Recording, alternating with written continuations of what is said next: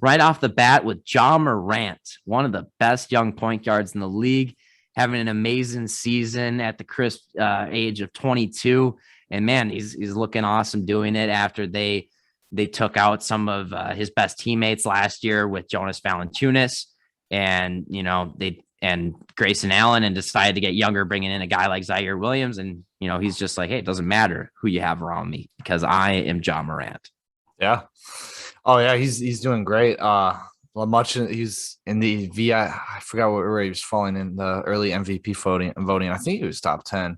I know he was in our mentions for early MVP top 3.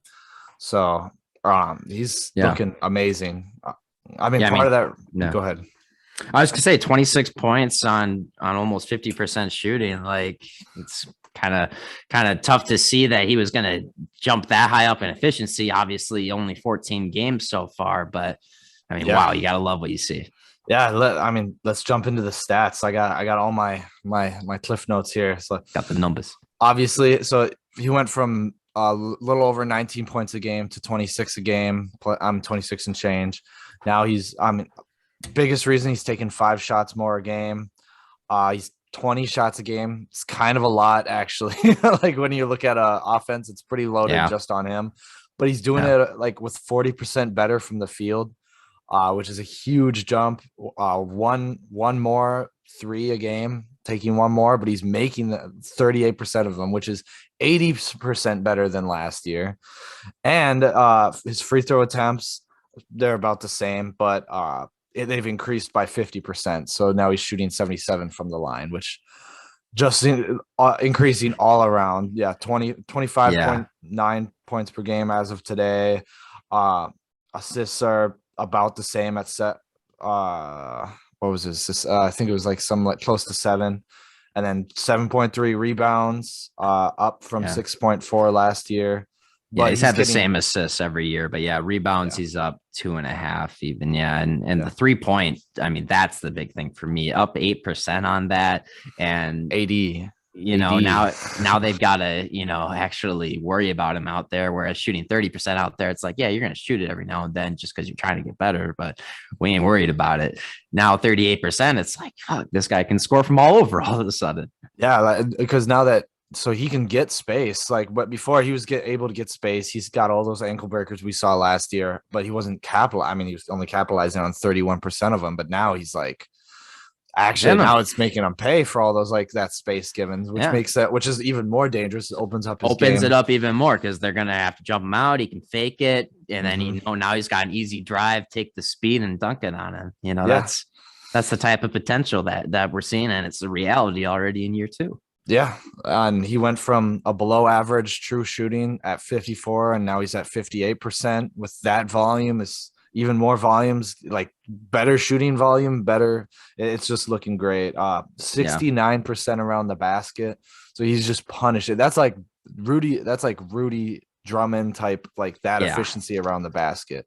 Not that Drummond's the most effective, but he is like, that's all he does. So yeah, right. No, it's like if you've got Drummond in the size of a player like Morant, it's like, well, that's interesting that he's finishing that well. No, it's definitely a good thing to take from it. And it's just crazy for me because I figured he'd take a step up. And I knew he was one of the best young point guards in the league, but I didn't see him taking this big of a leap. I'll be the first to admit I was wrong on that. I did not think he was going to be this awesome. And he's already making people question, and it's also, an effect of what's going on with Zion himself. But people already question if he should have just gone number 1.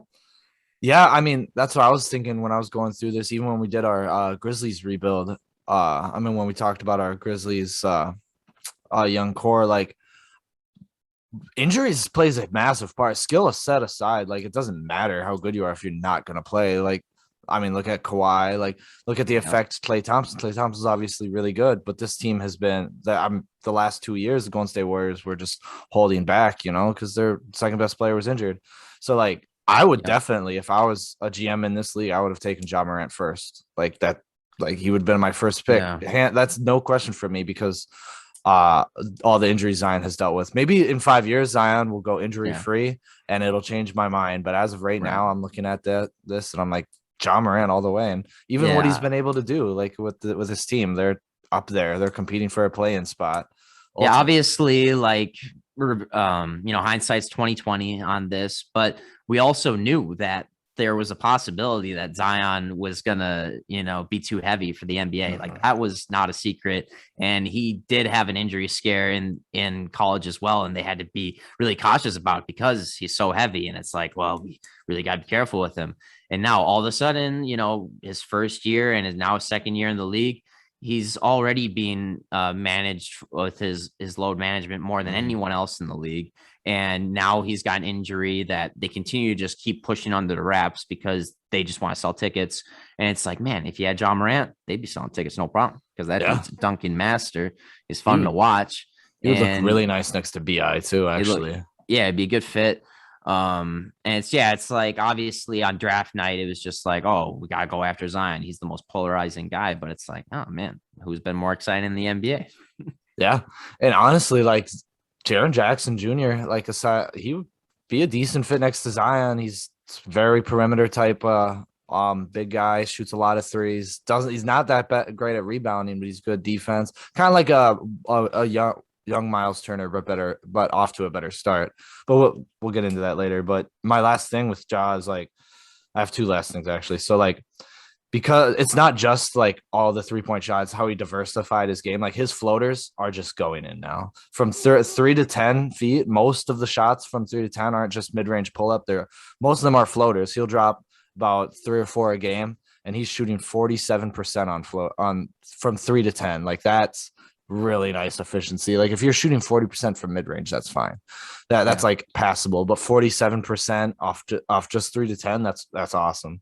And he's not shooting many mid-range, which is also better to see.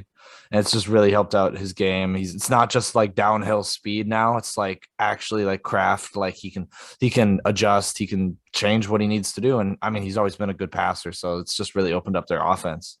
The only thing is like he's never been that great of a defender. Probably doesn't have to be because he's nowhere near a liability. Like he's a decent defender. Maybe not decent, but passable. Like he's a guy that you can fit into an offense, and definitely in the right system. If you have defensive players, it's going to be fine. Like nobody's going to worry about it. But I mean, he actually is a negative on net rating right now, only because the Grizzlies have the second worst defense in the league. Like I've said it a lot of times, like that defensive rating doesn't always show whether they're a good defensive player or not, because of how, like, if the defense is bad, then they're going to have a bad defensive rating. And yeah, it could affect him, but also like they don't have that much defense aside from Jaren Jackson. And I mean, Adams is a fine defender and Brooks is all right, I guess. He's not a lockdown defender like people think. Like you watch some games and like you try it, but like a lot when you're watching games, a lot of players look like better defenders. It's just like how you defend in the NBA. Like you can get that hand up in the NBA. Like in pickup ball, if all you need is a hand up, like that's fine. Yeah.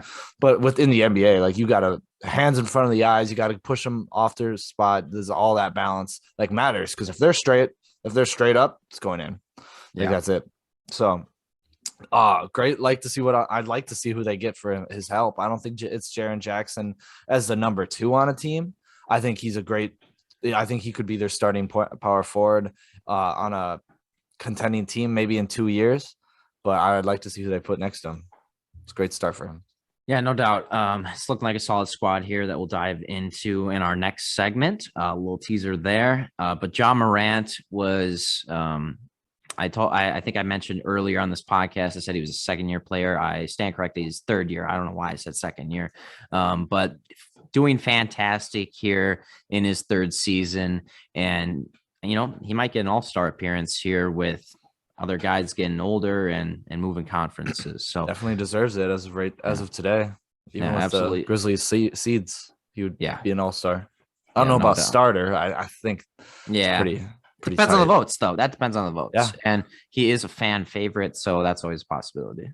Yeah, I mean, I guess like who would be behind Steph would get that starting spot, but who would be the Luka would probably start too. Yeah, Luka could probably get it over him. And then it's like if there's only 2 guards, it's probably those guys. Yeah, that's pretty safe. Pretty safe to lock that in. Yeah, but we love Ja. He's having a great season. We'll see it continue.